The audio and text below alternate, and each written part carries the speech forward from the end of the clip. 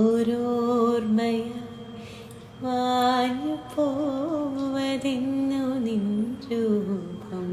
Social മീഡിയയ്ക്ക് സുപരിചിതയാണ് Renu Sudhi. അന്തരിച്ച mimicry കലാകാരൻ കൊല്ലം സുധിയുടെ ഭാര്യയാണ് രേണു.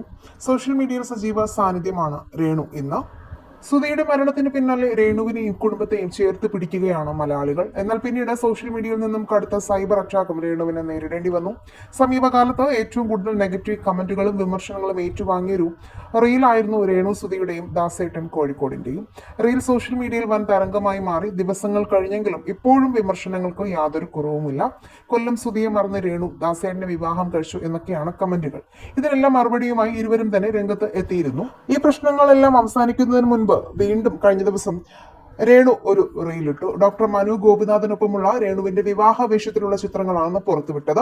ഫോട്ടോഷൂട്ടുകളുടെ രാജകുമാരനും റീൽസുകളുടെ രാജകുമാരിയും ഒരുമിച്ചു.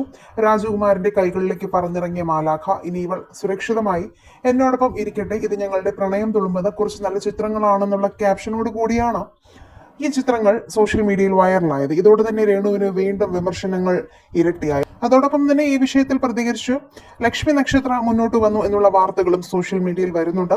എല്ലാം സുധിച്ചേട്ടൻ കാണുന്നുണ്ട് എന്ന തരത്തിലുള്ള വാർത്തകളാണ് ക്യാപ്ഷനോടുകൂടി ലക്ഷ്മി നക്ഷത്ര പറഞ്ഞതായി വരുന്നത്. എന്നാൽ ഇതിനു മുൻപ് രേണുവിനെ എല്ലാ കാര്യങ്ങളിലും സപ്പോർട്ട് ചെയ്തത് ലക്ഷ്മി നക്ഷത്രയായിരുന്നു. കുടുംബത്തെ സഹായിച്ചതും രേണുവിന് വേണ്ട എല്ലാ സഹായങ്ങളും ചെയ്തതും ലക്ഷ്മിയാണ്.